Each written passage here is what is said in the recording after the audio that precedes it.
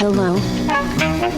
You are watching an informative video to learn more about an English word. Perfect. P-E-R-F-E-C-T. Perfect. Definitions of perfect. Adjective. Having all the required or desirable elements, qualities, or characteristics, as good as it is possible to be. Perfect. What's good, y'all? This is DW. My pronouns are they, them, theirs, and I am with the awesome Liam. What's up? I'm Liam. My pronouns are he, him, and his. And us two have been kicking it since literally elementary school. And you're listening to the What's Perfect Really podcast. And on this podcast, we talk about transformative moments in music and the cultural impact those moments had on our lives and our world. Our mission is to bring light to perfect moments in music. Some of these moments may be famous and everyone can relate to them. Some of them may be things you've never heard before and we want you to check out. But regardless, we think they're perfect. We think they deserve some extra time, attention, and love, because these are the things that, you know, really motivate and inspire people all over the place. Today, we're going to be talking about St. John is the artist, and the name of the song is Monica Lewinsky. And I'm going to make my case as to why I think this is a perfect song. Let's get into it. So, yes, what's the song about, Liam? So this song is problematic as an understatement. For those of the people who haven't heard it, I mean, it's a song. The artist, St. John, he uses this. He got interviewed about the song, and I'm sure the question came up, you know, the lyrics are kind of all over the place. And he basically talked that his feeling about love, it's kind of a love song. That's a bad way to put it, but it is. It's about relationship between him and a significant other. And he used the term contorted, that basically he says his feelings towards love were contorted. And contorted is like twisted. When you hear the word contorted, it's actually, I think it's a pretty thoughtful word to use, especially kind of when you listen to the lyrics of the song. But it's a love song, but it's all messed up. I mean, it's foul. It's like, it's on one hand, it's complimentary. On the other hand, it's like some of the worst stuff you could do to your significant other. And on certain parts, he's not even qualifying that other person as a significant other. They're kind of just somebody that's present while he's, you know, needs his needs fulfilled, I guess. It's a messy. It looks messy. So I'm hearing you say needs fulfilled. When you said to me, yo, DW, this is the song that we're doing. And then you told me the title. I'm like, oh, here we go again, yo. I'm like man, we just had a conversation about Cardi B. Like, what is going on? So I was like, now we got this song called Monica Lewinsky. Like, yo, I'm like, I don't know if I can do this. Right. So I was having all these feelings, you know, but I'm like daring myself to step outside of my comfort zone. Right. Because I'm always comfortable, you know, making other people comfortable and engaging in a way of like, so, I mean, also the thought like this was something I thought that came up to me immediately when I saw the title, Monica Lewinsky. I was like, oh, like I was thinking to myself, well, that sounds harmful. That's what I thought. That sounds harmful. And the reason why I went there is because I started thinking about Tina Turner. So random, but not, because I'm going to connect it right now. Mm-hmm. I was watching Tina Turner's recent bio, which is super dope. By the way, I'd recommend it to anybody. It's like the film? I mean, documentary. Yep. Okay. And it's the first time I actually heard Tina's voice and telling their story. And something was interesting because I always hear in rap lyrics, it's like the thing. Let's talk about how Ike beat Tina. That's right? True. That comes up a lot. It's way more than I'm comfortable with. When I was younger, I thought, oh, this is cool. But can you hear me? When I was younger, I was like, oh, this is cool. They're referencing an extremely abusive and damaging and traumatizing relationship over and over and over and over. Right. And I'm not even thinking about then. But now I'm like, every time you mention that was a real experience for somebody else. So now that person is living with literally being re-traumatized because you think it's a clever lyric. And it just gave me more capacity to think about other people. And so when I I thought about Tina Turner when I heard this Monica Lewinsky title, because I was like, are you doing that to be clever? Because there's so many other words, so many other ways, so many other things you can do. Right. So I went on a tangent, and then I had to pull myself back, because I'm like, I am determined not to come on here and talk about this person because they deserve to be seen. I'm not about to sit here and drag somebody. I need to do more research because I want to know who this person is. But the one thing that title did do, it made me go dig a little bit deep more about St. John. So so the song is not deep, is not very thoughtful, it's wildly problematic. But when you hear him interviewed about it, one of the few things he seems to have put quite a bit of thought into is the Monica Lewinsky part. And it seems like it's, when I first heard the song, I was like, why did he could have called it a million other things. He could have just changed that one lyric and it could have been called like Summer Love or something like that. Right. But it's called Monica Lewinsky, which is very specific. And he really explained that thing about his feelings about love were contorted. And obviously you got Bill Clinton and Monica Lewinsky. And I don't think love was part of the equation there at all. It's very, if that happened now, I think Bill Clinton would be gone. Right. I don't know. Been gone back then. Hold on. Let me pause you on that one. I'm going to say, I don't know about that. We're after the era of Trump. Let's not. Yeah. I don't think if that happened, I think Obama would have been gone. Nobody else though. Yeah. It's almost like, on the Republican side, it's like, they don't care. Like they just push forward. Okay. But wait, I'm also going to push back on that and say, okay, I'm not going to say like Republicans don't care, because everybody are people and they do. So I'm pushing back on that and saying like people do care, and you have to find the right thing for people to care about. Yep. That's where I'm at. I think now this type of thing gets challenged in public more. And it's almost like you start to see a little more of the person's character. Although sometimes they like this Andrew Cuomo thing, he just got strong armed out, right? It seemed like he didn't want to go, but they just pushed him out. But I think back when the Monica Lewinsky thing was happening, like there was a political element to it, but there almost was zero moral judgment going on. I was a kid then, so I'm trying to like remember accurately, but. What I remember is that, are you talking about the act? Yeah, I'm talking about the president basically having this position of power over someone that was an intern there and getting sexual favors out of this arrangement. Right. And it was more like it seemed more like people were upset about like the procedure of it than it was like the morality of what was happening. Right. So the fact that, what do you mean procedure? So the fact that a person was completely taking advantage of someone else in this like egregious way, right? You are saying that you're remembering that people were impacted by the fact that it was an intern more than it was this young woman. Yeah, I think people, and again, like, geez, wow, how old was I back then? But they were looking at it more from like his perspective. Like, you're not supposed to do this. You're not supposed to like cheat on your wife. You're not supposed to like quote unquote mess around at work. But I don't remember the conversation back then being about, well, like that's screwed up for Monica Lewinsky that she's put in this position. And that's the real problem. The problem isn't Bill Clinton making a mistake. The problem is this young lady's whole situation getting screwed up by some horny dude, right? Yeah, no, I feel you. I feel you. And I, as I reflect, I can never think of a moment in the press or in the media in which any femme or woman is vindicated for what has happened to them or what they've been through. It's always been through the male gaze. Yeah, it's almost like Monica Lewinsky was like this.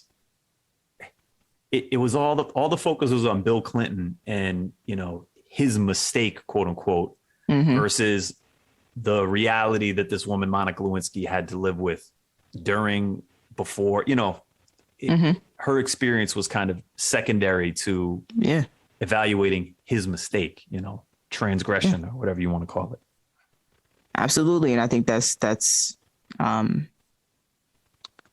I don't know where the words are leaving me, but that's generally the narrative. Yeah. Generally the narrative. All right. So let's get back. We have Monica Lewinsky. And so again, I'm determined to find out about this artist. So that's one thing that it did compel me to do, right? To find out more about this artist. And I want to go ahead. Yeah, what'd you learn about him? I'm curious when you, because you didn't know about him prior to this song. No, not at all. Okay. Not at all. This is one of those things. It was like Chica in the sense that I've never heard about St. John. Yeah. And then when you introduce, I was like, oh, who's this? Mm-hmm. Right. So I hadn't listened to the song. Before I even listened to the song, I looked at the title, and that's how I was like, yo, I'm about to go in and figure this out because I'm this is necessary. I need to see people as people. Yo, I went and I, did some digging, watched some interviews, and I was like, this person is actually really amazing. Yeah. And how ignorant would I have been to be like, Monica Lewinsky, right? But it's just like my whole ignorant self was like, oh, wow, I'm so glad I decided to do this because I definitely would have been like the asshole on the radio being like, no, whatever. And that's the worst to me, being a person who's not taken the time to think about somebody else's perspective in the world. So this is what I found, and it made it so interesting, was that when you talk about Contorted, how, and I'm sure we'll get into the lyrics because I'm gonna ask you about it, but when you talk about that, when I listen to St. John speak, one of the things that comes to mind for me is that this person is very intentional. They're very intentional about the things that they're doing. So so when you speak about, the Monica Lewinsky thing, and I think you mentioned that they had a conversation about this or something. Yeah. So St. John and Monica Lewinsky actually had a Twitter back and forth where basically there was some random person that was like, I hope Monica Lewinsky is getting royalties based off of how much I'm streaming the song over and over again, which I related to because I still listen to that song over and over again. Mm-hmm. And person tweeted this out, random person, whoever it was. And then Monica Lewinsky actually chimed in and said, I wish I was getting royalties off the song, implying that she's not getting any money. It's just a song that came out. So since St. John then replies, yo, let me get you in the music video. And then she just does this like thinking emoji. And I think that's where it ended. But it was kind of dope that Monica Lewinsky was like tied into the culture and like aware of this song totally. Yeah. And it wasn't just something out in the distant ether. It was like, I think learning more about St. John, you realize he's not necessarily just some mindless, like hip hop artist, which just says the most brazen, awful thing towards women at all times. He actually put some thought into this Monica Lewinsky part beyond just the superficial. Right. And as I started listening a little bit more, what I loved about St. John is that it was the idea of the multiple perspectives that I'm in St. John would say this, like, I'm ignorant as fuck. Right. So this embracing of that part. And so I realized to myself, as St. John was describing themselves and describing the multiple ways, the multiple hats they wear in life, the multiple masks, multiple ways they approach, because we all do this on some level. Then I started looking back at the song and thinking to myself, this is one of those multiple moments where this person is saying like, yeah, I'm ignorant too. You don't have to hold me to this high standard, which I think is often what happens is people get confused about who this person should be in the world and how their music should reflect that. And so when I was able to learn a little bit more, it definitely shifted my perspective. And I'm so happy about it because I would have totally missed out on just somebody who seems like a really dope person and maybe will be an extraordinary artist. Like the way that I'm reading and when I listen to the song, it's like, oh, this all makes sense. It all makes sense where you're coming from this perspective now that I have more context. And so I'm so glad I took the time to do that. And then also reminded me when I saw St. John, I was like, kind of gives me this A$AP Rocky vibe, like he's a New York artist. So maybe there's definitely, Yeah, it's not that they're the same. Right. But there's an air, there's a confidence, there's an energy. So I don't want to say it's a vibe. I want to say energy, right? The energy of I'm present in a lot of ways and I'm chilling. I know who I am. I'm here to do something. I have a purpose-filled kind of expression. And I'm so happy that I took the time and I didn't jump right into my own ignorance. This dirtbag. Yeah, no. And one thing that's interesting, St. John is one of these kind of artists that if you haven't heard of him, you have heard him, if that makes sense. He's written for a lot of other artists, including people like Beyonce. I think he was either featured on or wrote Brown Skin Girl. Yes. There's a dance he has a song. His probably biggest song is a song called Roses. And there's the actual version of it. And then there's like the dance Euro style of it, which I guarantee everyone has heard that in some sort of passing moment. And it's a dope thing, but it's a remix sped up version of his song Roses. And I think there's a song called Borders with Lenny Kravitz. I don't know if you heard that. I haven't heard that, but that would make sense. He calls himself the ghetto Lenny Kravitz. Oh, that is completely understandable. Like, because, I love Lenny Kravitz. Yeah. Absolutely love Lenny Kravitz. And that was the when you talk about the thing that brought me over, I saw Lenny Kravitz and I was like, oh, see, he's got my whole life has changed. Co-signed him. He can't be that bad. Hold up. We got a baby crying. Okay. Baby break. Can you hear it in the background? I can't hear it. Oh, you can't? I can't. No, it sounds pretty good. So it sounds pretty good? Yeah. You want to keep going? Yeah. Okay. Swing. He got a Lenny Kravitz co-sign. He's got a Beyonce co-sign. So he's not famous, but your favorite artist likes him and is aware of him, and in some capacity, Yeah. And what's going on there. What was also dope is that St. John is managed by the same person that supported Jay-Z's career. And I don't know if they still manage Jay-Z, because they talked about, I was watching an interview and they talked about how that manager, I don't know if it's Biggs or something like that. I don't know. Biggs. Yeah. Yeah. They talked about how they were like, nah, I don't want to manage anybody anymore. And they came across St. John and they were like, this seems as though they are a once in a lifetime kind of artist. Mm. Gotcha. Oh. So I didn't know the Biggs thing, but that's dope. So I listened to the song.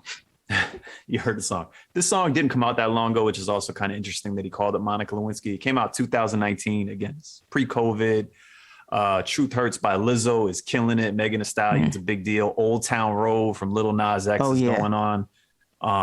That Epstein stuff started to happen where, the whole thing, he got arrested, he went to jail. And there was that college cheating scandal where all those rich people were paying like athletic coaches to get their kid on like some crazy sports team and they weren't really playing. Mm-hmm, Again, it's wild how COVID, like, it just is such as like delineation, but it's like pre-COVID and after COVID. And it just seems like the world got way more fucked up the second that happened. So kind of going over what the song's about, giving a little bit of a perspective on St. John's.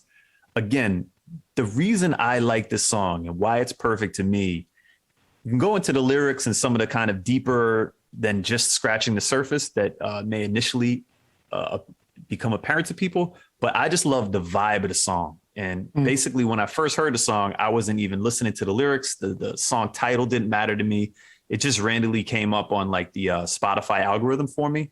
And I was hooked. And the vibe of the song, it came out right at the beginning. Well, it came out at the beginning of the summer, but I think I got to it late. But all I know is sometimes it matters when you hear a song. And I heard the song the first time driving, and it was a beautiful summer day. I had like the windows down, and it was just like the perfect song. It captured the vibe, and I could just listen to it over and over again. And it put me in kind of like the feels for this exact summer mood.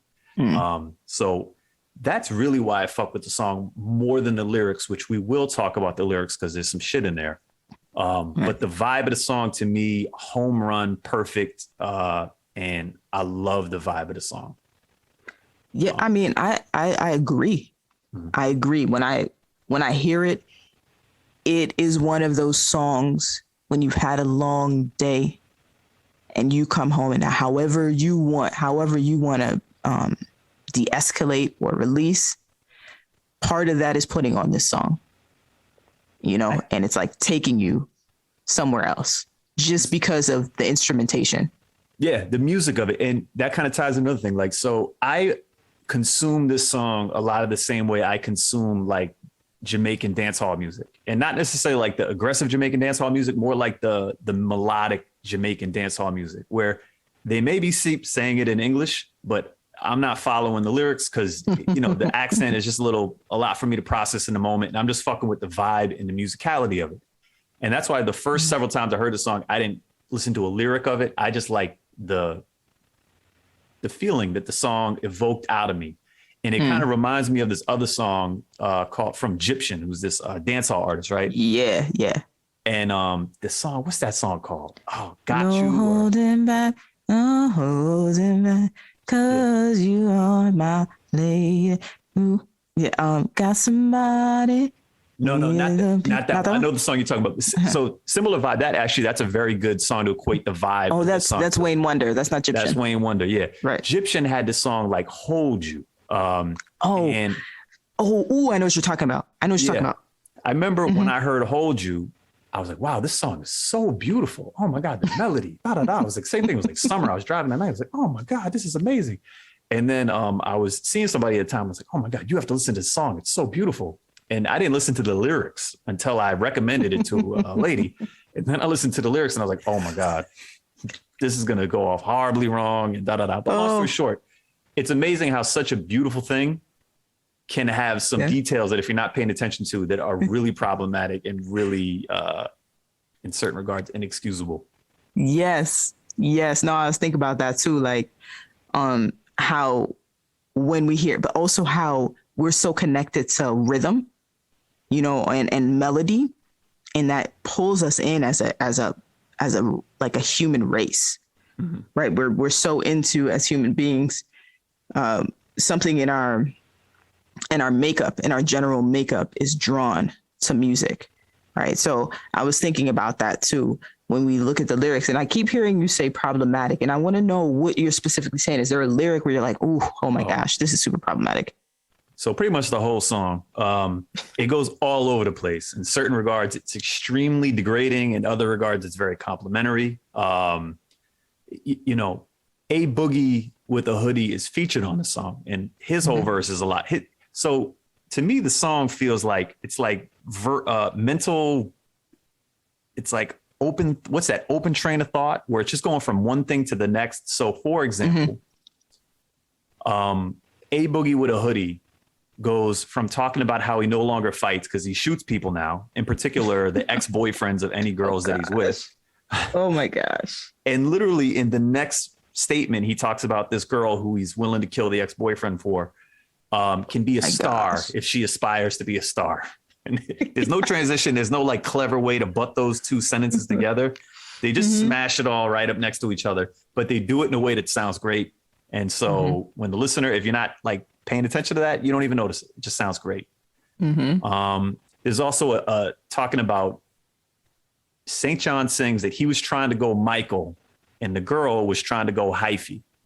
I don't know what that means. I know what hyphy means. This is this like musical movement from the Bay from like 15 years ago or something like that. I'm assuming Michael means Michael Jackson. What did you think when you heard that?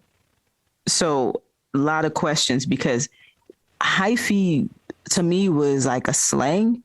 And I just remember hearing it someplace, but I never really, it was never something I used and I couldn't really figure it out. So when I was thinking, I was like, what do they mean by hyphy?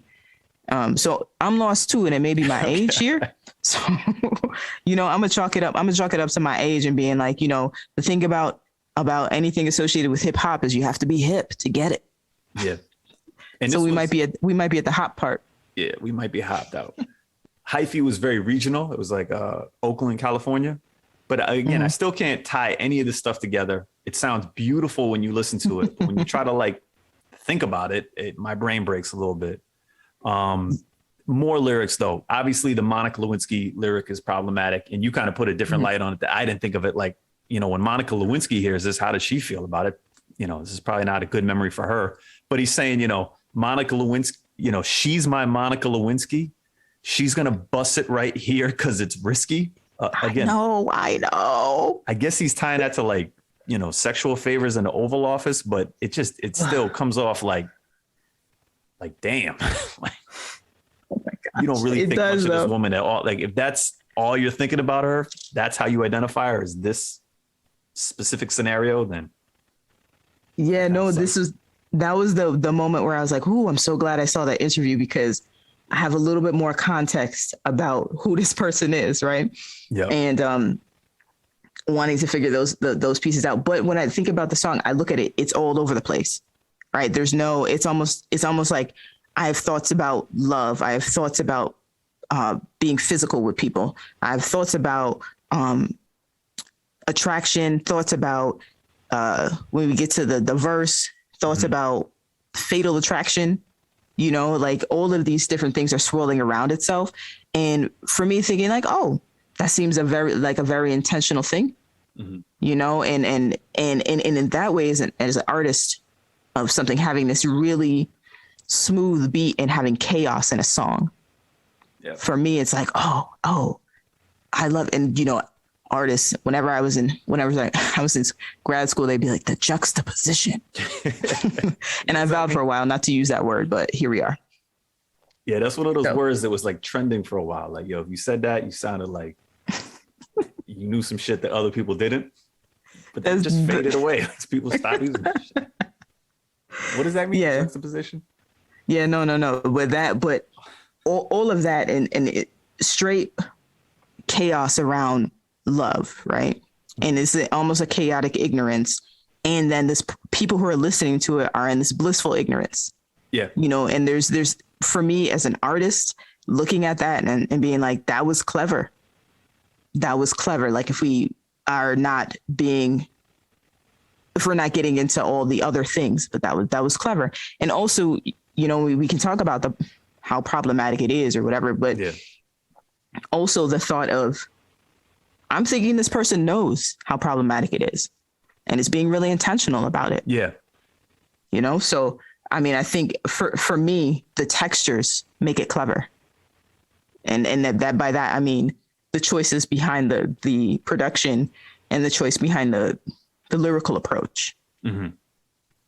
Yeah. It's like, it seems like St. John is a smart enough guy to know that he knows that all this stuff is problematic, but he's really trying to capture this contorted feeling of love that he felt very connected to. I don't know if he still feels connected to it or not, but, and as awful as it is, it's intentional. And you could like it or dislike it, but he was trying to go for it. And just as much as there's all these problematic lyrics, like, the girl he's with is going to resent him because he used to deal with her best friend. Oh yeah. Which that can never be a good situation. There's so that line, hold on. Can you read that line? Cause that was one of the lines I was like, ooh, I see this. I see me in this line. Yeah. She was going to want to resent me because me and her best friend got history. Which that's rough. I mean, I don't care what relationship you're in. I think one thing that's tough for anybody to get past is learning about that person that's new to you is old to somebody else, that there's overlap there. Yeah. Yeah. Oof. Yeah. And again, pretty much all of this kind of fucked up situation is in his benefit, if that makes sense. He's not coming out on the negative side of any of these shitty moments. However, there are some sweet moments. And particularly when you hear the music and the sweet moment at the same time, it's really effective and it really stirs the emotions. So he does say some nice things to the woman. He talks about, I don't want to learn to drive in a Ferrari if you got to tell me to drive slow. Obviously talking about kind of getting in your emotions and then having someone tell you to slow down. So as much awful things as he said, he's also saying that there's a dramatic impact on his emotions that this person's having. He doesn't want to think about the life that they could have had looking at the past through a snow globe. Again, I'm trying to quote it. When you hear it sung, it's way different than me doing a lyric. But this is him hoping that this isn't just some passing memory that doesn't get cherished. It's almost like he wants a life together with this person. He doesn't want it. There's another part he's talking. He doesn't want to get rich and turn back. He doesn't want to lay alone in a mansion. All these things are very much like you're building this big future life with these amazing experiences with this person, which again, I think actually come across very beautiful and complimentary. Yeah. It makes me think about what is love though? Like, what does it mean to be, even when you're talking about in the context of having this life of a rapper. Like what is love really? Mm-hmm. Is love being this? Is love messy like this, or can love be something else? Right? Because from the outside looking in to a rapper's life, based on the lyrics, I mostly hear it's like love is, you know, like it's cool, but love to me is like having somebody at the house and then I do whatever I want kind of thing. Yeah. You know, which is not love, right? But it's almost like this skewed perception of what love is, but rap has created such a skewed perception of what love is that it's almost like you start to believe it. Yeah. You start to believe that that's actually love. So, because when you hear other love songs, when we talked about the Cardi B song, and we talk about this song, it's almost like a repeated thing that comes up. It's like these repeated actions of, and it never gets old. Like every love song I hear in rap is always some stuff about, I'm going to provide for you and you do this. Yeah. And because I'm providing, I'm going to do whatever I want. Yeah. Or I'm going to, I don't know, but just a skewed perception of what love is. So when I look at this, it's like, it's a contorted piece. Yeah. But what about it that makes it, that is more attractive to me is that St. John is leaning into it. Mm-hmm. It's not in denial about the fact that it's contorted, you know? And I think for me, with artists that do stuff like that, lean into what is real for them, it makes it more honest for me. Yeah. And it's interesting, like you're right, particularly with rap music, there's generations now that have grown up listening to rap music. And there's this very toxic view of love that is, you know, promoted, that's a lot of these love songs have this dynamic, particularly rap love songs, if you want to call them love songs. I don't know if would you call those love songs? What would you call those? I mean, based off of what we're talking right now, I can't say it. I can't say that they're love songs. Yeah. But you have all these like relationship songs that people who grew up several generations now listen to rap music. Now this is like, you know, you get trained to a certain degree to kind of look for this and to, you know, want to experience what you heard in that song. And that's probably got some damage is going on there. Yeah. And also the past back and forth between the femme or the woman and like the male identity. Just the passing back of harm to each other of like, this is the way it's supposed to be. I'm supposed to be like this. I'm supposed to lock me down one of these, you know what I mean? Yeah. So it's interesting for me. Yeah. I do want to ask. Okay, go ahead. If you're ready for it, I want to ask, what is the most fantastical moment?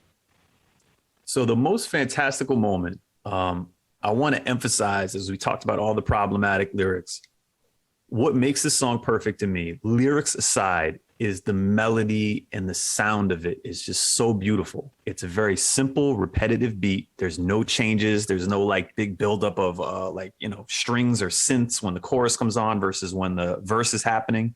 It's really simple loop, but it's so catchy. And what makes the song diverse as it goes along, even though it's just this looping beat really, is St. John just does this myriad of extremely catchy melodic moments, and it all feels so good to listen to, particularly if you're in a moment where you're driving around, it's nice weather.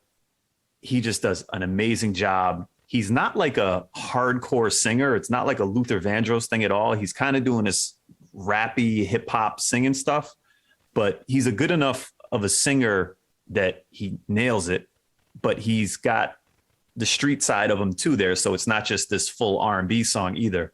And again, the melodies that he uses, I think, are fantastic. And even to the point where when the rapper comes on, A Boogie with a Hoodie, it's kind of a big disappointment. Although I do like that it's there. It's just when he comes back, it feels so good when he comes back. But long story short, vibe of the song is amazing. If you haven't heard it, I highly recommend you listen to it. There's a couple moments lyrically that stand out, both because of the lyrics and because of the melody that he uses. And I think my favorite part is towards the end of the song. It's really the last part where he's singing the chorus again. And he sings it twice back to back. And there's this moment where he finishes the chorus the first time and the beat drops out just for a moment. And then his voice comes in and it says, we're repeating the cycle. And then it comes right back on. And it's like the beat actually kind of brought the cycle back around. And it just sounds so beautiful to me. It kind of, it hit all the strengths in that one spot of what I think makes the song so good. Song isn't about the lyrics to me. It's about the feeling you get when you're listening to it, the musicality, the catchiness, the melodies, I just think are off the charts. So where can people listen to the song? You can, Spotify's how I learned it. It's on Apple Music. He has an album. I think it's, I'm gonna screw this up, but I think it's something to do with the ghetto Lenny Kravitz is the album. The album picture is weird. It's like him on a flamed out motorcycle, a cartoon, and there's like a cross. He's very much like an artsy art type guy. Or you can just put it on YouTube. If you go to YouTube, you're probably going to hear the remix of it, which I don't think is as good. I think the original version is really what you want to do. Yeah, it's Ghetto Lenny's Love Songs. There you go. That's what it is. Yeah, right. That's what you're talking about. That sounds Ghetto correct. Yeah. Lenny's Love Songs. Yep. Yeah, no, it's super artistic, the art. So share with us. We want y'all to share with us your perspectives on how did you experience this moment in music the first time you listened to St. John, or specifically Monica Lewinsky, or if you have another story of a music or a song that's happening in your life, send us an email at whatsperfectreallypodcast@gmail.com. So that's whatsperfectreallypodcast@gmail.com. Share with us any juicy details that you want us to maybe bring to the people. And again, I'll say this. We invite you to take what you want from the podcast and leave what you don't, because ain't nobody perfect. Hello. You are watching an informative video to learn more about an English word. Perfect. P-E-R-F-E-C-T. Perfect. Definitions of perfect. Adjective. Having all the required or desirable elements, qualities, or characteristics as good as it is possible to be. Perfect.